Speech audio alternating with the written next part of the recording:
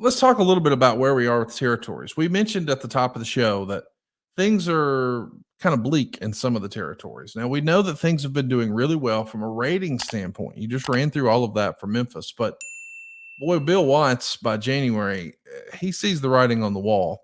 Jim Duggan and the Fantastics are both going to be relieved of their contracts. We know Duggan really wants to go work for Vince McMahon. There's a whole host of talent who are going to wind up there. You know, Ted DiBiase and Kurt Hennig and well, the stars are about to get even more loaded up as you could imagine in that roster. But you're down in Memphis. So I'm curious from your perspective, you know, was your dad as concerned about losing some of the key talent as some other territories were? I ask because your dad was at least crazy like a fox, smart enough to know, hey, if my top star is Jerry Lawler and I make him my partner, we're equally yoked, to use a biblical term. He's not going to just hit the hills. He's in this with me. I'm not going to be sort of SOL. Was that your dad's approach, or was there more to it than that? We needed Lawler and these five guys, or what have you.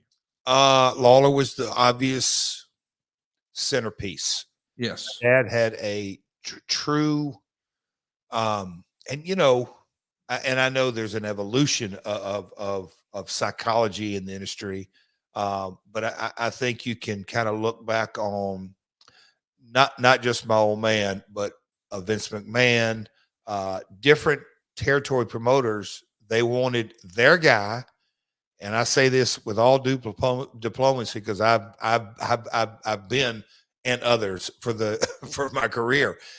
Lawler and others, and he really had a mindset. Now, would he ever share that with Bill Dundee, the number 2, or Dutch Mantel, or other number 2, 3, 4?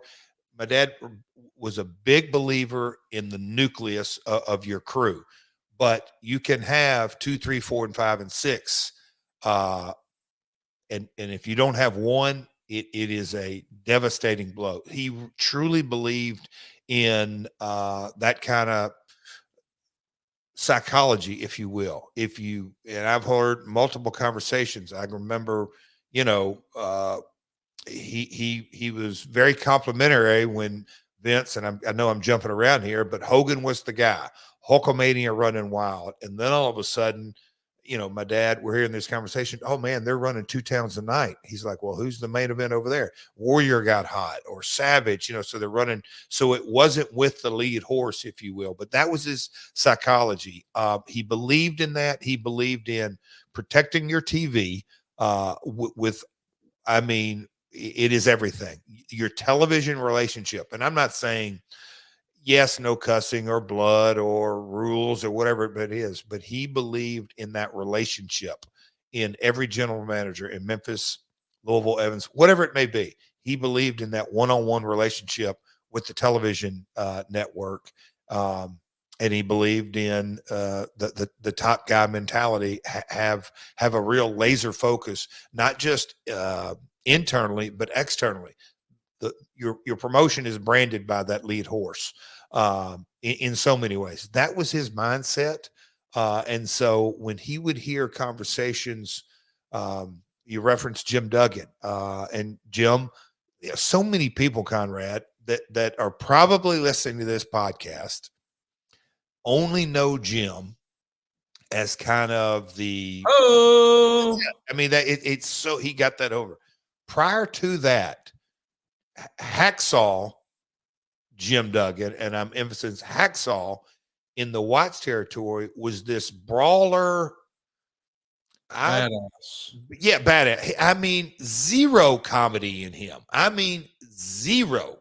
And so because we're on topic here, my old man hearing little nuggets of, wait, Duggan's leaving? Well, yeah. Well, they got Steve Williams, and my dad. Well, that's great, but he ain't Hacksaw. And Bill Watts was a color, on his own territory. Bill was a commentator that would come out of retirement every now and then, but he told his stories.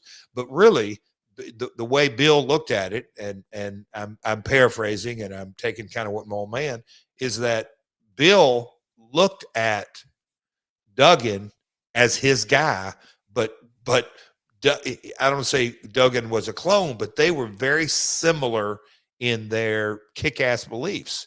Top babyface who kicked ass. Oh, Jerry Lawler. Top babyface who kicked ass. And you could go all the way down the territory line. A single top babyface star.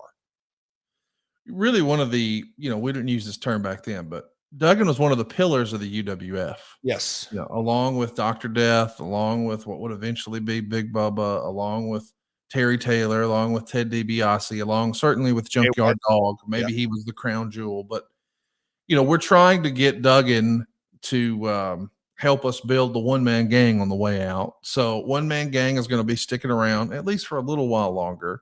And Duggan is actually going to finish up at the end of January. And just 3 weeks later, fun little trivia note, Hacksaw Jim Duggan's first match in the WWF is at the Baltimore Arena against Sika, Roman Reigns' father, who just passed away a couple of months ago. What a small world it is. But when you start to hear, when your dad hears, wait, Duggan's one of the top guys and he's leaving, does your dad think that might be a cautionary tale that, hey, maybe that could happen to us? Or again, does he think, man, I got Lawler, I'm not going to have any of those issues? He absolutely, my earliest memories of this kind of mindset was it's a dollars and cents thing. And he knew that, we'll call it the total gross of Memphis, Louisville, Evansville, just by the size of the market, the economies in each town. We weren't going to draw $100,000 in Memphis. Whereas maybe a Houston or Dallas or a New Orleans, a bigger market, they may do those. He knew his limitations, and had no problem talking to me. I'm trying to, or talent, or anybody about that, knowing we're going to work on a limited budget. He was never like, hey, I'm going to pay my guys just to keep them. He never was going to do that role. What he always was, and I would hear these on the phone calls, and again, I don't want to jump too far ahead of this, but the Vern Gagne conversations, is there something where we can, because I remember him saying, hey, maybe we can figure out something with you, maybe go to Japan once a year, that you could make some good money. I mean, that's probably not a good reference. He knew his limitations and knew that I got to keep my nucleus. I think not to be repetitive, but that was his mindset.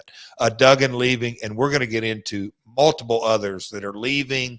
And oh boy, what kind of gimmicks Vince going to put on him now? It was the cartoon era that was looked down upon. I shouldn't say down upon, but it was looked. Yeah, they were. The people looked down their nose at it. They thought it wasn't real wrestling. It's here it goes. Yeah, hey, what kind of character are they going to make him up there? And again, he leaned into, even back in those days, we're professional wrestling. Let them go be showbiz, I think was a lot of times how it was referred to.